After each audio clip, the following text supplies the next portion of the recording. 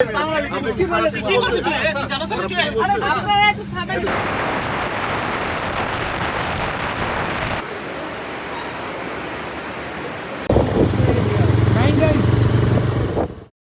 সিরিজের গত পর্বে বলেছিলাম আমাদের আজকের বুফে ব্রেকফাস্টের যে আইটেমগুলো সেগুলো এক নজরে দেখাবো। সো আজকে আমাদের হোটেলের যে আইটেমগুলো ছিল এগুলো ছিল কাইন্ড অফ এরকম, খুব একটা বেশি আইটেম ছিল না, বাট মোটামুটি ভালোই ছিল।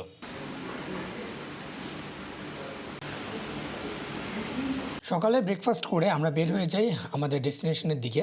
আজকে আমরা যাব ভক্তপুরের দিকে, সেখানে যে দরবার স্কোয়ারটা আছে সেই দরবার স্কোয়ারটা একটু ঘুরে দেখে আসবো। আজকেও আমার ট্রাভেল পার্টনার হিসেবে আছে বিবেক, অর্থাৎ আমার যে নেপালি ফ্রেন্ড, সেই নেপালি ফ্রেন্ড আজকে আমার সাথে পুরোটা দিন থাকার ট্রাই করবে। বিবেক ভাই ঠিক 6:30টার দিকে আমাকে ফোন দিছে, অ্যান্ড আমি তখন ঘুমেছিলাম। বিবেক ভাই বললো যে তুমি উঠছো, আমি বললাম যে উঠতেছি। দেন হি কেম, নিয়ে আসার পরে আমাকে নিল। এখন আমরা যাচ্ছি ভক্তপুরের দিকে। এটা হচ্ছে ললিতপুরের ব্রিজটা খুবই সুন্দর। আমরা ললিতপুর থেকে একটু বাম দিকে যে রাস্তাটা গেছে সেদিক দিয়ে বের হয়ে যাব। সকালবেলা ফ্রেশ এনভায়রনমেন্ট দেখছিলাম, রাস্তার পাশে বাজার সদাই বসে আছে, ভালোই লাগছিল।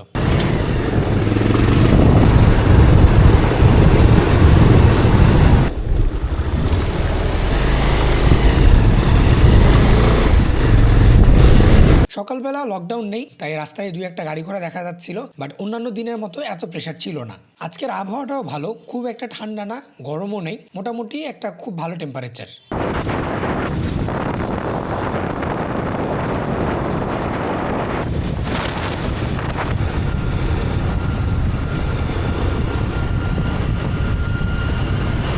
এখানে আসতেই সুন্দর নজরে পড়বে ভক্তপুরে ঢোকার একটা গেট। এই গেট দিয়ে সোজা ভিতরে চলে গেলেই ভক্তপুর।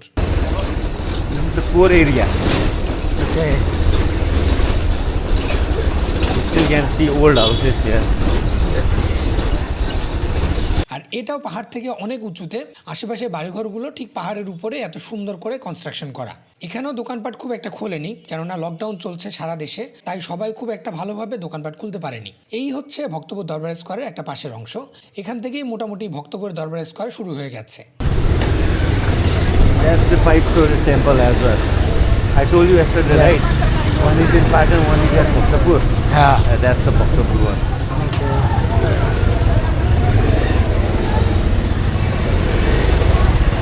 এই জায়গাটাতে বেশ কিছু শাকসবজির দোকান বসেছে। এই যে যেমন ধরেন আমাদের দেশে যেরকম হাট বাজার বসে, তেমনি নেপালেও সেম এরকম রাস্তার পাশেই সুন্দর করে শাকসবজি নিয়ে বা অন্যান্য জিনিসপত্র নিয়ে তারা হাটের মতো করে বসে থাকেন।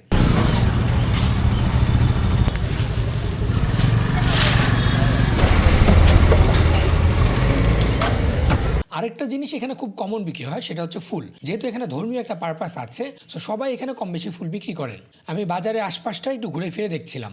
এই পাশটাতে ছিল মৃৎশিল্পের দোকান, মাটির খুব ভালো ভালো জিনিস এখানে পাওয়া যাচ্ছিল। এটা হচ্ছে নেপালে আপেলের মতো একটা ফল, খেতে খুবই মিষ্টি, বাট আপেল না। আমি এর আগেও কিনেছিলাম, খেতে খুব মজা লেগেছে আমার কাছে, তাই এখান থেকে অল্প কিছু কিনে রাখি। এপাশে দেখছিলাম কিছু মানুষ এসে পূজা করছে। তারা সকালবেলা অনেক ধরনের পূজাই করে, তার মধ্যে এটাও একটা। এই হচ্ছে ভক্তপুর দরবার স্কোয়ারের আরেকটা পার্ট। আমরা মূলত এখানে একটা কফি শপে এসেছিলাম। সকালবেলা হোটেলে কফি খেতে পারিনি, তাই এখানে এসে কড়া করে একটা কফি খেতে হবে। এই হচ্ছে সেই কফি শপ, খুবই সুন্দর গোছানো এবং ভিতরে অনেক গাছপালা ছিল, দেখেই ভাল লাগছিল।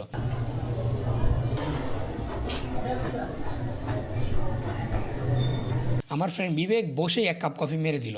আমি কফি শপটা একটু ঘুরে ফিরে দেখছিলাম, খুবই ভালো লাগছিল। আমরা কফি শপ থেকে বের হয়ে এর আশপাশটা একটু ঘুরে দেখি এবং সেখান থেকে মূলত চলে যাব দরবার স্কোয়ারের যে মেইন অংশ সেখানে।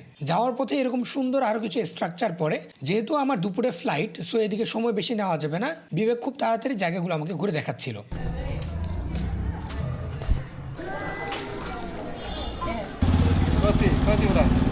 দুইটা জেডি নিয়ে আলে দেও, জেডিতে থই না। এই হচ্ছে ভক্তপুর দরবার স্কোয়ার আরেকটা অংশ। এত সুন্দর স্থাপনা আর এত আগের, কেউ হয়তো খুব নিখুঁতভাবে নিজের হাতে গ্রাফিক ডিজাইন করে এগুলো এঁকেছে, এমনটাই মনে হচ্ছিল।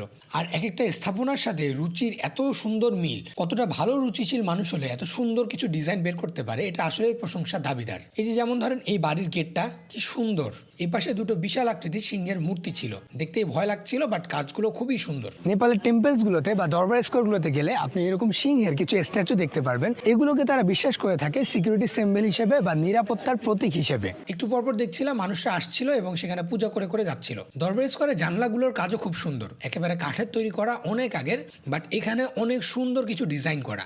প্রত্যেকটা দরবার স্কোয়ার একটা ইন্টারেস্টিং আলাদা আলাদা পার্ট থাকে, যেমন এই দরবার স্কোয়ার অর্থাৎ ভক্তপুর দরবার স্কোয়ারের একটা ইন্টারেস্টিং পার্ট হলো এখানকার যে মেইন দরবার স্কোয়ারটা, এটাতে 55টা জানালা আছে, যার কারণে এটাকে বলা হয়ে থাকে 55 জানালা বিশিষ্ট দরবার স্কোয়ার। এক নজরে আপনাদেরকে যদি ভেতরের পার্টটা দেখায় তাহলে অনেকটা এরকম। এখানে অনেক বড় একটা ঘন্টাও আছে, বাট আনফর্চুনেটলি আমি সেখানে উঠতে পারিনি, বাজাতেও পারিনি। একটু আগে আপনাদেরকে যে জানালাগুলোর কথা বলছিলাম, অর্থাৎ 50টা জানালার কথা বলেছিলাম, এগুলো হচ্ছে সেই জানালার পার্ট। দেখেন কত সুন্দর করে এখানে কাজ করা। এ পাশে আরো কিছু অ্যান্টিক স্ট্যাচু ছিল, দেখতে খুবই আকর্ষণীয় ছিল। প্রতিটা স্থাপনা আলাদা আলাদা অনেক হিস্ট্রি আছে, অনেক কাহিনী আছে। আমি ভিডিও সংক্ষিপ্ত করার পারপাসে এগুলো বলছি না, বাট আপনারা যদি একটু কষ্ট করে গুগল করতে পারেন তাহলে অনেক ইনফরমেশন জানতে পারবেন। আমার এদিন শেষ দিন, আমার দুপুরে ফ্লাইট ধরতে হবে, সো আমি এখানে বেশি সময় দিচ্ছি না। আমি কোনো রকম দেখিয়ে বের হওয়ার ট্রাই করছিলাম। ভক্তপুর থেকে বের হওয়ার আগে আমি বাজারে আরেকটু ঢু মেরে যাই, দেখছিলাম নতুন কি পাওয়া যায়, বাট খুব একটা জিনিস পাচ্ছিলাম না। নেপালের বাজারগুলোতে আসলে আপনি এরকম কিছু সবজি দেখতে পারবেন, নেপালি ভাষায় তারা এগুলোকে বলে থাকে ইস্কুস। পাশে আস্তে আস্তে হাটগুলো ভাঙতে শুরু করেছে, অনেকের বেচাকেনা হয়ে গেছে, অনেকে এখনো বেচাকেনা করছেন, অনেকে চলে যাচ্ছেন। এরকম একটা ভালো ব্যাপার কি জানেন, এই পুরো বাজারের মধ্যে আমাদের দেশে বাজার বসলে যেরকম ময়লা হয়ে যায়, এখানে সেরকম ময়লা নেই এবং পুরোটা অনেক পরিচ্ছন্নভাবে তারা রাখে। ভক্তপুর একটা জিনিসের জন্য বেশ বিখ্যাত, সেটা হচ্ছে ইয়োগার্ট বা দই। সো আমরা দরবার স্কোয়ার থেকে বের হওয়ার আগে একটা দই মাস্ট ট্রাই করে বের হচ্ছিলাম। সত্যি বলতে আমাদের দেশেও তো আমরা দই খাই বা টক দই খাই, এই ভক্তপুরের টক দই আর আমাদের দেশের টক দই, এটা যদি আপনি একবার খান, একবার খেয়ে আসলে মন করবে না, অনেকবার খেতে ইচ্ছা করবে। সো আমি রেকমেন্ড করবো যারা ভক্তপুরে ঘুরতে আসবেন তারা একবার হলো ট্রেডিশনাল এই দইয়ের দোকানগুলো থেকে একটা হলো দই খেয়ে ট্রাই করে যেতে পারেন। আমরা বের হয়ে যাচ্ছি ভক্তপুর থেকে, সেখানে আমি গিয়ে আমার হোটেলে চেক আউট করবো এবং জিনিসপত্র গুছিয়ে বের হয়ে যাব সোজা এয়ারপোর্টের দিকে। হোটেল থেকে সব জিনিসপত্র গুছিয়ে আমি বের হয়ে যাই এয়ারপোর্টের দিকে। আজকে লকডাউন খুব একটা বেশি হার্ড না, শিথিল। আমি একটা বাইক ভাড়া নিয়ে চলছিলাম এয়ারপোর্টের দিকে।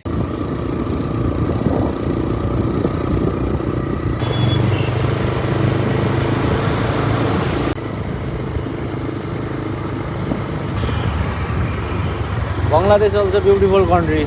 আর যেতে যেতে রাস্তাঘাটের যে পোড়া অংশগুলো সেগুলো দেখতে দেখতে যাচ্ছিলাম। এই হচ্ছে ত্রিভুবন ইন্টারন্যাশনাল এয়ারপোর্ট বা নেপালের যে কাঠমান্ডু এয়ারপোর্ট হিসেবে অনেকে চেনেন। এটা বাইক থেকে দেখতে অনেকটা এরকম। আমি টাইমলি এসেছিলাম, কিন্তু একটা ম্যাসাকার হয়ে যায়। ম্যাসাকারটা একটু পরে বলছি, আগে ভেতরে ঢুকি। খুব সুন্দর গোছানো একটা এয়ারপোর্ট, মানুষজন সিরিয়াল ধরে সামনের দিকে আগাচ্ছেন। আমিও ভেতরে ঢুকে আমার জিনিসপত্র নিয়ে সিরিয়ালে দাঁড়িয়ে যাই। এখান থেকে ইমিগ্রেশনের পর্বটা শেষ করে ফেলতে হবে এবং ইমিগ্রেশন শেষ করে উপরের দিকে উঠে যাই, এখানে বাকি প্রসেসগুলো করতে হবে। এবার আসি, একটু আগে যে আপনাদেরকে ম্যাসাকারের কথা বলছিলাম, ম্যাসাকারের পর্বটা। ম্যাসাকারটা হচ্ছে মূলত আমার পাসপোর্ট দুইটা, একটা হচ্ছে আগের পাসপোর্ট, একটা হচ্ছে নতুন পাসপোর্ট। সো ইমিগ্রেশনে যখন দেখাচ্ছিলাম তখন আমি মূলত ভুলে পুরাতন পাসপোর্টটা দেখাচ্ছিলাম এবং নতুন পাসপোর্টটা আমি কোথায় রেখেছিলাম খুঁজে পাচ্ছিলাম না। আমি ভেবেছি আমি হয়তো ভুলে হোটেলে রেখে দিয়ে চলে আসছি। আমি তাড়াতাড়ি একটা ইনড্রাইভ নিয়ে আবার হোটেলের দিকে রওনা দিই। আমি কন্টিনিউয়াসলি হোটেলের রিসেপশন থেকে শুরু করে সবার সাথে যোগাযোগ করি, আমার হোটেলের রুম পর্যন্ত ভালোভাবে সার্চ করি, কেউ কোনো খোঁজখবর দিতে পারছিল না। যেই আমি ইন্ডিয়া দিয়ে যাচ্ছিলাম, মাঝ রাস্তায় আমার মনে পড়ে আমার ব্যাগের একটা চিপার পকেটে আমার পাসপোর্টটা রয়ে গেছে। আমি তাড়াতাড়ি গাড়ি থামিয়ে যখন ব্যাগের ওই পকেটটা চেক করলাম তখন দেখলাম যে পাসপোর্টটা ওই চিপায় রয়ে গেছে। আমি তাড়াতাড়ি আবার বাইক ঘুরালাম এবং এয়ারপোর্টে এসে আমার ইমিগ্রেশন পর্বটা শেষ করি। আমি আপনাদেরকে একটা জিনিস বলে রাখি, ডেফিনেটলি আপনারা যখন ফ্লাইটে আসবেন অথবা এয়ারপোর্টে আসার আগে আপনার পাসপোর্ট সহ অন্যান্য কাগজপত্র একটা সেফ ফোল্ডারে বা একটা সেফ জায়গায় রেখে তারপরে আসবেন, না হলে আমার মতো এরকম একটা ম্যাসাকারের শিকার হতে হবে। যাই হোক, উপরে উঠে আসি, উপরে উঠে এসে ফ্লাইটের জন্য অপেক্ষা করতে থাকি। অপেক্ষা করতে করতে আমি ভেতর থেকে ত্রিভুবন ইন্টারন্যাশনাল এয়ারপোর্টটা দেখতে থাকি। খুব সুন্দর, দূরে পাহাড় দেখা যাচ্ছে আর মাঝখানে এয়ারপোর্টের একটা ল্যান্ডিং এরিয়া। আমার কাছে কিছু নেপালি রুপি ছিল এবং আমি ট্রাই করছিলাম সেগুলোকে এখানে শেষ করে দিয়ে তারপরে দেশে আসবো। সো আমি সেখান থেকে দুটো সমুচা কিনি। এই দুটো সমুচার দাম ছিল 100 করে 200 রুপি করে। 100 রুপি করে সমুচা কিনে খাবো? দেশে যেখানে আমরা 10 টাকা 20 টাকা করে সমুচা খাই বা সিঙ্গারা খাই, সেখানে সেম সিঙ্গারা, যেখানে কোনো গিলা কলিজা কোনো কিছু ছিল না, জাস্ট সলিড আলু, সেই সমুচাই বা সেই সিঙ্গারা কিনতে হয়েছে 100 রুপি দিয়ে। যাই হোক, কোনো ব্যাপার না, আমি সবগুলো রুপি শেষ করে তারপর দেশে আসছিলাম, এটাই শান্তি। আর তারপরে অবশ্যই একটা মিক্সড ফ্রুটসের ড্রিঙ্কস নিয়ে তারপরে চলে যাই। আমাদের ফ্লাইটে টাইম হয়ে গেছে, বাসে করে ভেতরে নিয়ে আসে। 1 ঘন্টা ডিলে হয়েছে, বাট মনে খুব এক্সাইটমেন্ট, দেশে যাচ্ছি এতদিন পরে, এটাই শান্তি। আবহাওয়াটা ফ্রেশ, খুব একটা ঠান্ডা না, গরমও নেই, বেশ ভালো রোদ ছিল, বাট দূরে একটু ক্লাউড দেখতে পাচ্ছিলাম, মনে হয় বৃষ্টি হবে এরকম একটা অবস্থা।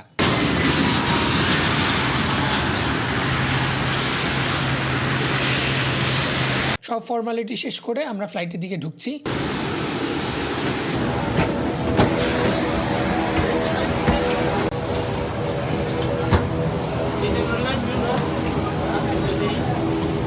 ফ্লাইটে যাওয়ার পথে আমি বাংলাদেশে আরো কিছু ভাইদেরকে দেখতে পাই যারা মূলত আসার পথে আমার সাথে এসেছিলেন।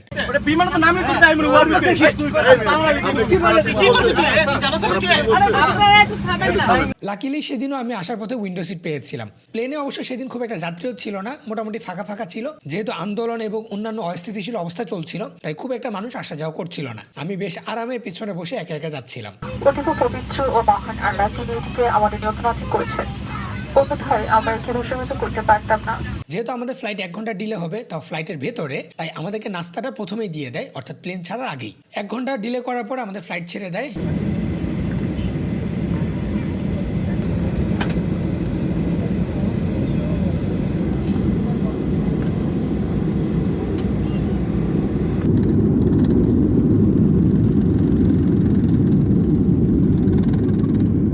মিনিটের মধ্যেই ছেড়ে যায় নেপালের মাটি। মিস করবো অনেক নেপালকে, বাট অনেক এক্সাইটেড ছিলাম দেশে যাওয়ার জন্য। উপর থেকে আমি শেষবারের মতো কাঠমান্ডু সিটি ভিউ দেখছিলাম, এরপর আকাশ এবং একটু একটু নেপালে উঁচু উঁচু পাহাড়, তুলার মতো মেঘ, কি সুন্দর লাগছিল। আমার একটু মনে হচ্ছিল এখানে যদি আমি এমনি ভেসে থাকতে পারতাম তাহলে হয়তো আরো বেশি শান্তি পেতাম। ঘন্টাখানেক পর আমি প্রথমবারের মতো আমার দেশের আকাশ দেখতে পাই এবং এখান থেকে অনেক সুন্দর দেশের ভিউ দেখতে পাচ্ছিলাম। মনে যে কি তখন একটা শান্তি লাগছিল আসলে বলে বুঝাতে পারবো না। এতদিন পর নিজের দেশকে দেখছি, নিজের দেশের মাটি দেখছি, পানি দেখছি, নিজের মনের ভিতরে একটা আলাদা শান্তি কাজ করছিল। এটা যতদূর মনে পড়ে সাভারের দিকে যাওয়ার একটা অংশ, আর ওই পারে উত্তরা এবং মিরপুর। আস্তে আস্তে মেট্রো রেল এবং মেট্রো রেল থেকে উত্তরা, উত্তরা থেকে এয়ারপোর্টে ল্যান্ড।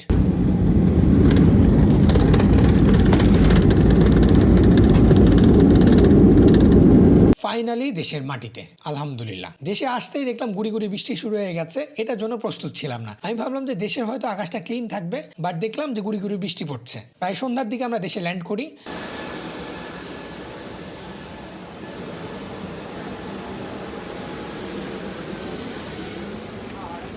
এবং খুব একটা ভিজতে হয়নি, আরামেই আমরা এয়ারপোর্টে ঢুকে যাই। কি যে শান্তি লাগছিল আসলে বলে বুঝাতে পারবো না। যাই হোক, আর বেশি লেন্দি করবো না। অনেকদিন পর দেশে এসেছি, নিজের কাছে অনেক শান্তি লাগছে, অনেক মজা লাগছে এবং অনেক এক্সাইটেড ফিল হচ্ছে। ফ্যামিলির কাছে যাব, আপনজনের কাছে যাব, সবার সাথে দেখা করব, এটাই। যারা আমার নেপালের এই সবগুলো পর্ব দেখেছেন তাদেরকে থ্যাংক ইউ, এবং যারা সেভ করে রেখেছেন তাদেরকেও থ্যাঙ্কস। আশা করি আপনারা যদি এরকম পাশে থাকেন, আরও কিছু ট্রিপ হলে আরও কিছু ভালো ভিডিও আপনাদেরকে উপহার দিতে পারবো। সে পর্যন্ত পাশে থাকবেন এবং দোয়া করবেন। থ্যাংক ইউ, আল্লাহ হাফেজ।